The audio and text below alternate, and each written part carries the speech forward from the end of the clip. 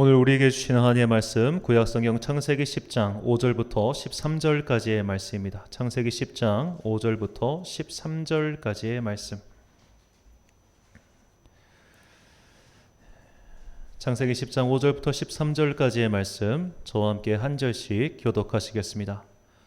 아브라함의 일행 롯도 양과 소와 장막이 있으므로 그 땅이 그들이 동거하기에 넉넉하지 못하였으니 이는 그들의 소유가 많아서 동거할 수 없었음이니라. 그러므로 아브라함의 가축의 목자와 롯의 가축의 목자가 서로 다투고 또 가나안 사람과 브리스 사람도 그 땅에 거주하였는지라. 아브라함이 롯에게 이르되 우리는 한 친족이라 나나 너나 내 목자나 내 목자나 서로 다투게 하지 말자. 내 앞에 온 땅이 있지 아니하냐. 나를 떠나가라. 내가 좌하면 나는 우하고 내가 우하면 나는 좌하리라. 이에 롯이 눈을 들어 요단 지역을 바라본즉 소알까지 온 땅에 물이 넉넉하니 여호와께서 소돔과 고모라를 멸하시기 전이었으므로 여호와의 동산 같고 애굽 땅과 같았더라. 그러므로 롯이 요단 온 지역을 택하고 동으로 옮기니 그들이 서로 떠난지라. 아브라함은 가나안 땅에 거주하였고 롯은 그 지역의 도시들에 머무르며 그 장막을 옮겨 소돔까지 이르렀더라. 함께 읽습니다. 소돔 사람은 여호와 앞에 악하며 큰 죄인이었더라. 아멘.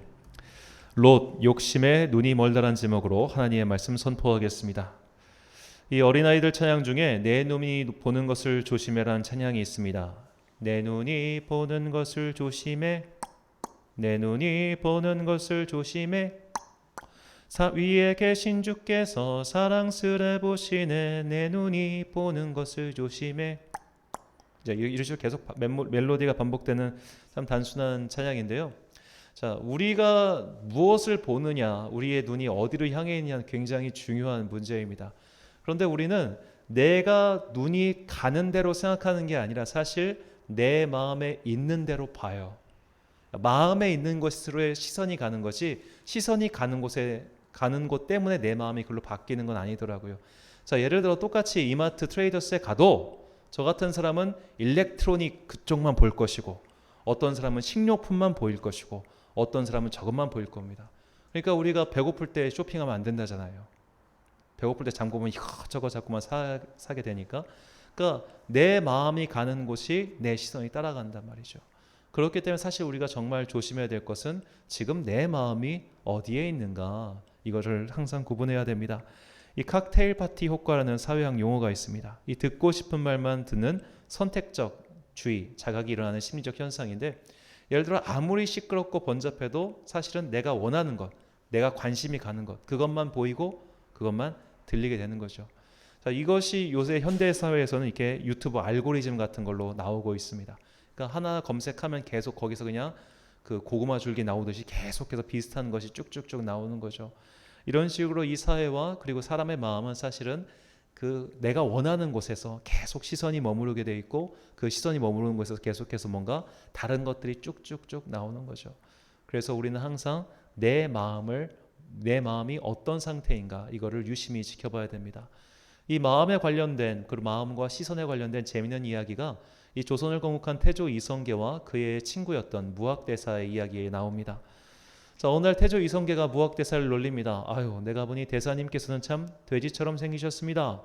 그러니까 무학대사가 이렇게 대답합니다. 아유, 내가 보니 전하께서는 참으로 부처님처럼 생겼습니다.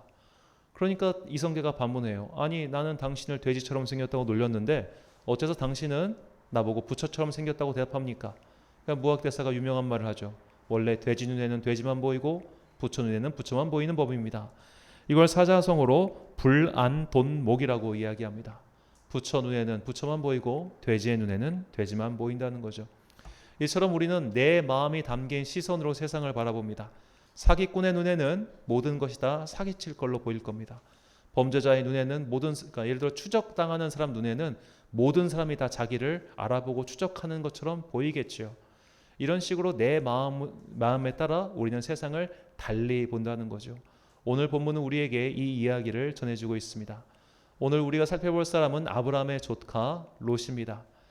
아브라함은 그의 형제 하란이 일찍 죽자 그 조카 롯을 이제 두 가지 이유로 데리고 다녀요. 첫 번째는 형제가 남긴 자녀니 피부치니까 데리고 가는 것도 있었고, 아브라함에게 자식이 없었기 때문에 그를 후계자 삼고자 데리고 다닌 것도 있었습니다.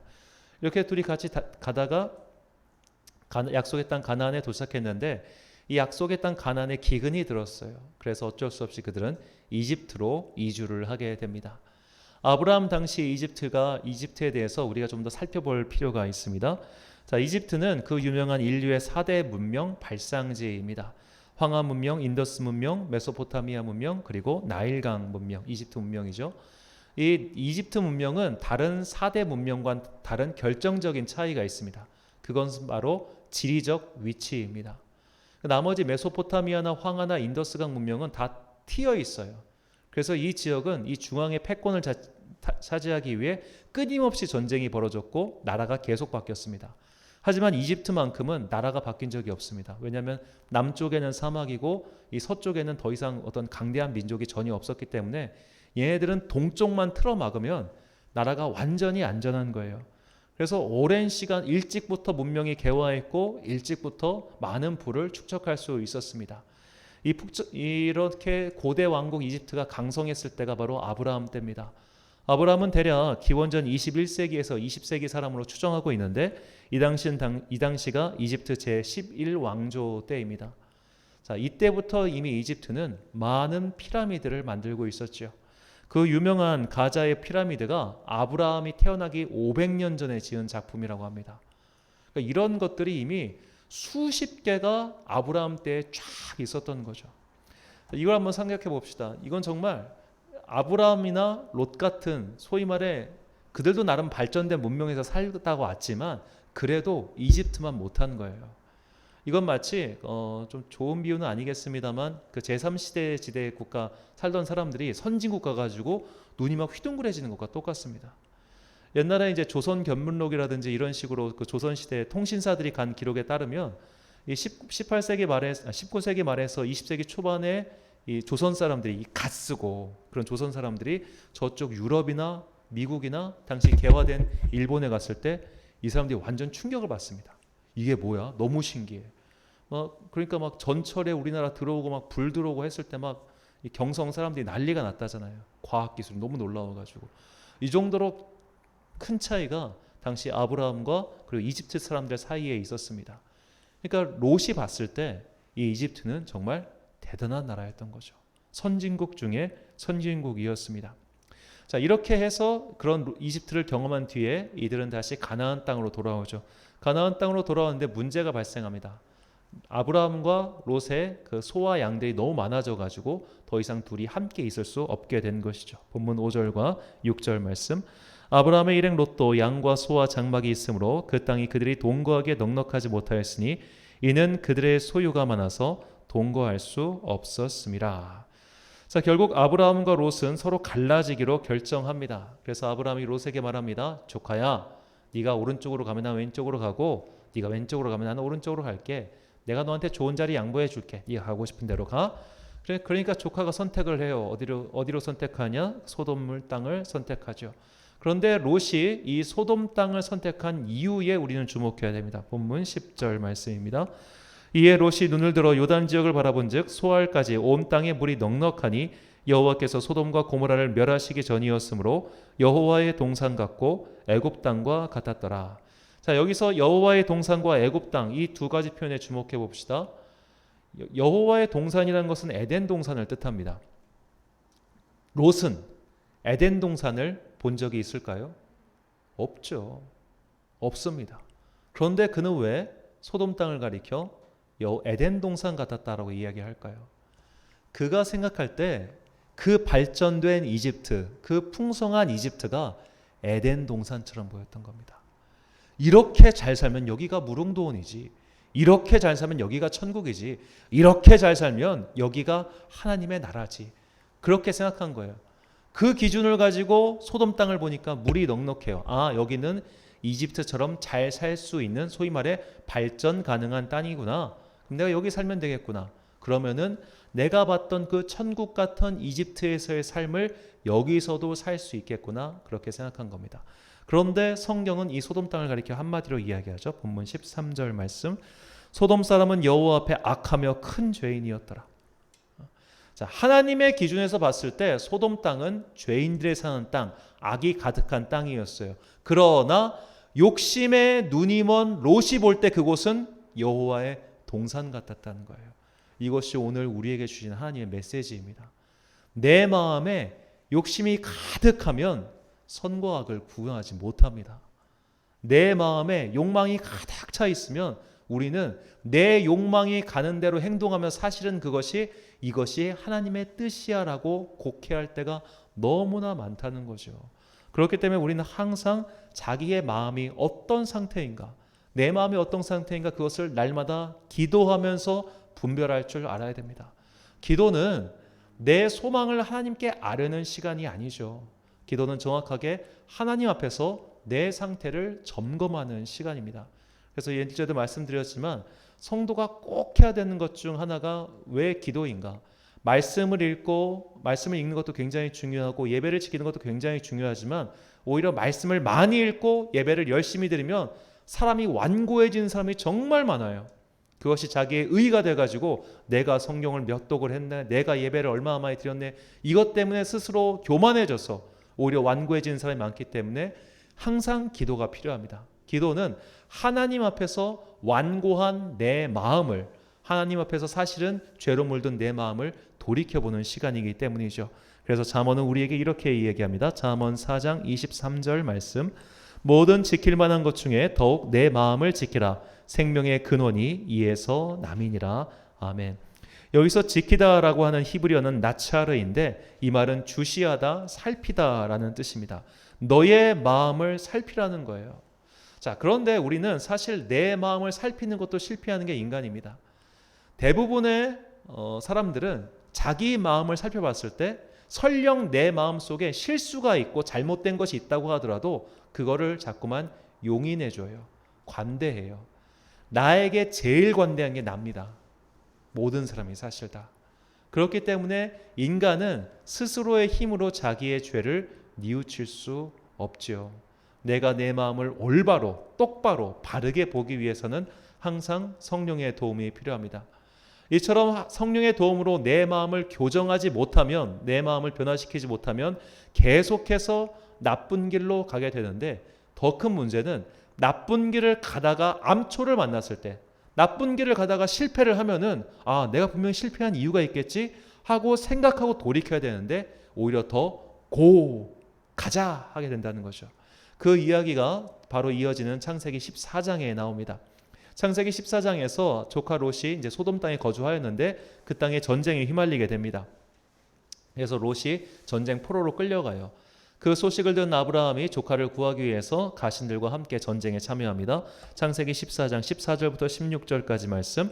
아브라함이 그의 조카가 사로잡혔음을 듣고 집에서 길리고 훈련된 자 318명을 거느리고 단까지 쫓아가서 그와 그의 가신들이 나뉘어 밤에 그들을 쳐부수고 다메섹 왼편 호바까지 쫓아가 모든 빼앗겼던 재물과 자기의 조카 롯과 그의 재물과 또 부녀와 친척을 다 찾아왔더라. 아멘. 자, 이렇게 아브라함의 활약으로 전쟁에서 승리했어요. 그렇다면 이 전쟁의 승리자인 아브라함은 사실상 모든 이 전쟁에 대한 포로라든지 재물이라든지 이거에 대한 권리를 자기가 갖고 있어요. 그 먼 길까지 쫓아가서 싸웠으니까. 그런데 전쟁의 승리를 들은 소돔 왕이 아브라함을 찾아와 이렇게 얘기합니다. 창세기 14장 21절. 소돔 왕이 아브라함에게 이르되 사람은 내게 보내고 물품은 내가 가지라. 자, 이 말은 굉장히 아주 참 젠틀한 말처럼 들리지만 이것은 굉장히 날강도 같은 소리입니다. 왜냐하면 사람에 대한 권리도 재물에 대한 권리도 승자인 아브라함에게 있기 때문이죠. 지금 쟤네들은 손 하나 까딱 안 했습니다. 전쟁에 졌고 참여하지도 않았고 그냥 뒤에서 있다가 승리하고 돌아오니까 아유 수고했어. 그러면 야, 재물은 네가 갖고 사람은 내가 할게. 아유, 마치 자기가 많이 양보하는 양, 마치 자기가 선대를 하느냐 그렇게 이야기를 하죠. 그런 뻔뻔한 태도를 아브라함은 짐작하고 그 소돔 왕에게 나는 당신에게서 아무것도 받지 않을 거야. 왜냐하면 당신은 내가 당신에게 무언가 받는 순간 쟤 부자 된 거, 나 때문에 부자 된 거다. 이렇게 이야기하고 다닐 사람이니까. 자, 그런데 조카 롯은 지금 옆에서 이걸 다 봤어요. 자, 롯은 소돔 땅에 갔고 가보니까 그 땅이 악한 땅이란 걸 알았어요. 그리고 자기가 어떻게 보면 자기를 지켜주는 왕이 비겁한 사람이라는 것도 봤어요, 옆에서. 그러면 거길 떠나야지. 거기서 이제 내가 여기 머물 곳이 아니구나, 내가 있을 만한 곳이 아니구나, 내가 잘못 선택했구나, 그걸 깨달아야 되는데 전혀 그냥 거기에 머물러 살다가 결국 큰 화를 당하게 되죠. 이것은 마치 도박에 빠진 사람과 똑같습니다. 그 영화 타짜를 보면 굉장히 재미있는 장면이 나와요. 그 영화 타짜의 1탄 보면 이 도박장에 어떤 사람이 호구가 와가지고 돈을 다 뺏깁니다. 그리고 이제 터벅터벅 돌아가는데 이 조승우 씨가 불쌍하니까 주인공이 가가지고 돈 주면서 아저씨 다시는 오지 마셔. 가 보낸단 말이에요. 그러니까 이 사람이 그 돈을 보고 이러고 있다가 하고 다시 도박하러 갑니다. 제가 그 영화의 그 장면이 참 기억에 남는데, 자, 자기 욕망의 눈이 어두운 사람이 이래요. 실패했잖아요. 그러면 돌이켜야지. 왜 범죄자의 재범률이 높겠습니까? 소위 학교 가셔가지고 절도를 해서 학교를 갔어요. 그러면 내가 큰 죄를 지었습니다, 다시는 절도하지 말아야겠습니다, 이게 아니라 가서 새로운 절도 기술을 배워요. 내가 이번엔 재수 없어서 걸렸어, 다음번에는 안 걸릴 거야. 이게 범죄자의 마음이고 죄에 물든 사람의 마음이라는 거죠. 하나님께서 막으셨을 수도 있고 혹은 그 길 자체가 틀린 길이었기 때문에 막혔을 수도 있어요. 그러면 내가 잘못 걸어왔구나, 내가 돌이켜야 되는구나, 이렇게 생각하는 게 아니라 아니야, 재수가 없었어, 이번엔 달라질 거야 하고 꼭 하는 게, 그게 욕망에 물든 사람의 마음이라는 거죠. 욕망에 내 마음이 물들면은 옆에 사람 이야기가 들리지가 않습니다. 그냥 계속 직진하는 거죠. 결국 그렇게 직진하다가 롯은 큰 화를 당했죠. 우리가 알다시피 소돔과 고모라가 멸망하고 그의 아내는 소돔 기둥이 되고 그의 전 재산은 다 날아가지 않았습니까? 자, 이처럼 욕망에 물든 채 계속 직진하면 보통 사람들에게도 큰 화가 있지만 무엇보다 성도들에게는 여기 화가 올 뿐만 아니라 모욕당하는 일까지 벌어지죠. 우리가 그냥 넘어가기 쉽지만 오늘 본문 7절은 우리가 주목해서 볼 필요가 있습니다. 본문 7절 말씀, 아브라함의 집징승을 치는 목자들과 롯의 집징승을 치는 목자들 사이에 다툼이 일어나곤 하였다. 그때에 그 땅에는 가나안 사람들과 브리스 사람들도 살고 있었다. 자, 생각해 보십시오. 아브라함과 롯은 그래도 하나님을 믿는 사람들입니다. 그런데 이 둘 사이에 다툼이 일어났어요. 그런데 옆에 있는 이방 민족 가나안 사람과 브리스 사람은 다툼 없이 잘 살고 있어요. 이것이 우리에게 무엇을 알려주느냐? 욕망에 물든 성도는 세상 사람보다 추해요. 욕망에 빠진 교회, 욕망에 빠진 교인은 세상 사람들보다 훨씬 더 추하게 싸우고 욕하고 갈라지고 다툽니다. 저는 정말로 그런 분을 봤습니다. 성가대 간식 문제로 40년 동안 사이 안 좋은 성도를 봤습니다. 간식, 그 당시에 50원짜리 만두를 사 먹느냐 100원짜리 만두를 사 먹냐를 가지고 한 번 싸운 사이가 장로가 돼서도 회복이 안 되고 장례식도 안 가시더라고요. 그게 교인입니다. 한 번 마음에 미움의 영이 꽉 자리 잡으면 정말 끝까지 용서 안 해요. 오히려 교회 안에서 원수처럼 사는 사람이 얼마나 많습니까? 교회 안에서 장로와 목사가 원수가 되고 권사와 권사가 원수가 되는 경우가 얼마나 많습니까? 교인이 마음이 성령으로 충만하지 않고 욕망으로 미움으로 물들이면 세상 사람만도 못하는 사이가 되는 거예요. 그러니까 오죽하면 그런 얘기를 하잖아요. 차라리 세상 사람이 낫겠다. 그냥 술 한잔 마시고 아유 형님 죄송합니다. 아우야 나도 그게 아니었어. 이게 낫지. 꽁 해가지고 그냥 저것은 그냥 오늘도 그냥 교회 나왔고 이러고 하고 죽을 때까지 용서. 진짜 죽을 때까지 용서 안 해요. 죽을 때까지. 어쩜 이렇게 우리가 편협하고 왜 그러는지. 한마디로 교인이 타락하면, 성도가 죄에 물들면 세상 사람만도 못합니다.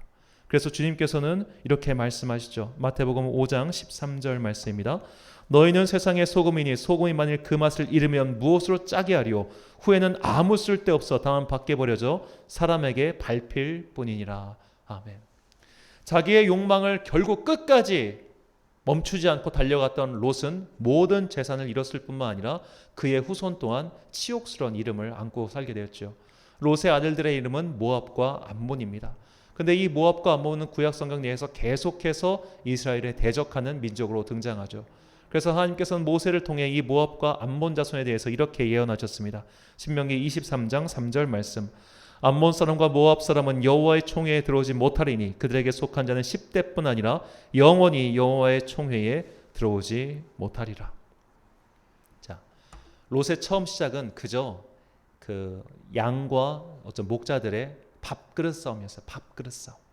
그 밥그릇 싸움이 퍼져서 결국 그는 모든 재산을 잃었을 뿐만 아니라 모든 명예도 실추되었고 그의 후손들까지 이렇게 오명을 뒤집어 쓰게 되었습니다. 우리는 이 롯의 사랑을 통해서 항상 우리의 마음의 상태가 지금 어떤 상태인지 되돌아보는 것이 얼마나 중요한지를 깨닫게 됩니다. 내가 내 마음의 욕망에 문들러 있고 그 욕망의 전차에 탑승해서 끝까지 가면 정말 추해집니다. 미움의 전차에 탑승해서 그 미움을 끝까지 버리지 못하면 정말 추해집니다. 왜 수많은 성도들이 그렇게 신앙생활 연수가 오래됐음에도 불구하고 그 얼굴에 예수 그리스도의 은혜와 영광이 하나도 드러나지 않고 오히려 완고하고 편협하고 옹졸한 사람이 되는 걸까요? 오히려 안 믿는 사람만도 못한 존재가 되는 이유는 그 마음을 되돌아보지 못했기 때문입니다. 우리가 우리 마음을 정결하게, 우리 마음을 깨끗하게, 우리 마음을 새롭게 하는 방법은 오직 주님의 은총으로 말미암아 그것이 가능하죠. 시편 51편 10절 말씀입니다. 하나님이여 내 속에 정한 마음을 창조하시고 내 안에 정직한 영을 새롭게 하소서. 아멘. 자, 이 정한 마음은 깨끗한 마음이라는 뜻인데 이 창조하시다라는 단어에 주목해 보십시오. 창조하다라는 단어는 성경에서 항상 하나님께만 귀속된 단어입니다. 창조는 하나님만 하시는 거예요. 즉 내 마음을 깨끗하게 만드시는 분은 하나님이라는 겁니다. 나는 내 마음으로 용서할 수 없고 내 마음으로 이해할 수 없고 내 마음으로는 그 편협함을 극복하지 못해요. 하지만 하나님께서 내 마음을 깨끗하게 창조해 주실 때야만 우리는 이렇게 미움, 다툼, 시기, 질투, 욕망들을 버리고 그리스도 예수의 길을 온전히 걸어갈 수 있다는 것이죠. 우리가 날마다 기도하고 날마다 바라야 되는 것, 그것은 바로 성령 충만을 통해 내 마음을 변화시켜 주시고 그 변화된 마음을 가지고 이 세상 속에서 욕망의 길을 따라가는 것이 아니라 주님의 길을 분별하고 그 길을 가는 것이죠. 로마서 12장 2절 말씀 우리 같이 한 목소리로 읽겠습니다. 시작. 너희는 이 세대를 본받지 말고 오직 마음을 새롭게 함으로 변화를 받아 하나님의 선하시고 기뻐하시고 온전하신 뜻이 무엇인지 분별하도록 하라. 아멘. 사랑하는 천안 광성교회 성도 여러분, 그리고 이 예배를 드리시는 귀한 주님의 자녀 여러분, 이제 설 명절이 다가왔습니다. 달력이 바뀐다고 새로운 존재가 되는 것이 아니라 주님께서 우리를 새로운 존재로 창조해 주실 때, 우리를 새로운 존재로 변화시켜 주실 때만 우리는 비로소 이전까지 걸어왔었던 욕망의 길, 미움의 길, 다툼의 길에서 벗어나 주님께서 보여주시는 생명의 길, 진리의 길, 화평의 길을 걸어갈 수 있습니다. 우리는 이것을 분별해야 됩니다. 분별하지 못하면 여기가 마치 에덴 동산인 양, 여기가 마치 하나님의 나라인 양 착각하며 그 착각을 고치지도 못한 채 멸망의 길로 치달리기 때문이죠. 항상 성령 충만을 구하며 내 마음속에 그리스도 예수가 거할 때 우리는 비로소 진짜 의의 길, 진리의 길, 생명의 길을 분별하고 가게 될 것입니다. 올 한 해 동안 날마다 성령 충만을 구하며 주님께서 우리에게 보여주신 그 빛의 길을 따라 걸어가는 주의 귀한 자녀들 되시기를 간절히 축원합니다. 기도하겠습니다. 사랑과 은혜가 충만하신 아버지 하나님, 우리의 마음은 무엇에 물들어 있습니까? 우리는 사실 내 마음이 어떤 상태인지도 제대로 알지 못합니다. 내가 당했다고만 생각하고 내가 피해 입었다고만 생각하고 내가 누군가에게 상처 주고 원망 삭긴 일을 했다는 것은 하나도 기억하지 못합니다. 내 인생은 항상 피해자의 인생이었고 나는 누구에게도 가해자가 되지 않은 것처럼 그렇게 생각할 때가 얼마나 많은지요. 이처럼 나는 나를 알지 못합니다. 그러니 주님, 이렇게 무지한 우리들에게 지혜의 영이신 성령님을 보내주사 내 모습을 주님 앞에서 똑바로 보게 하여 주시옵소서. 때론 그 모습은 직면하기 싫은 모습이고 때론 그 모습은 그냥 덮어두고 싶은 모습일 수도 있지만 내가 먼저 주님 앞에서 그렇게 깨어지고 나서야 주님께서는 비로소 나를 깨끗한 영혼으로 새롭게 창조해 주실 것을 믿습니다. 그렇게 깨끗한 영혼으로 거듭나서 주님께서 우리에게 보여주시는 의와 진리와 생명의 길을 잘 분별하여 그 길을 따라가는 주의 자녀들 되게 하여 주시옵소서. 욕망의 전차를 타고 끝없이 달려갔던 롯과 같은 인생이 아니라 주님께서 보여주신 의와 진리와 생명의 길을 쫓아서 자기 생명을 드리기까지 아까워하지 않았던 바울과 같은 인생으로 우리를 변화시켜 주옵소서. 올 한 해 동안 날마다 성령 충만하여 주님께서 우리에게 가르쳐주신 그 의의 길을 분별하며 살아가는 주의 자녀들이 되길 간절히 소망하오며 예수님의 이름으로 기도드립니다. 아멘.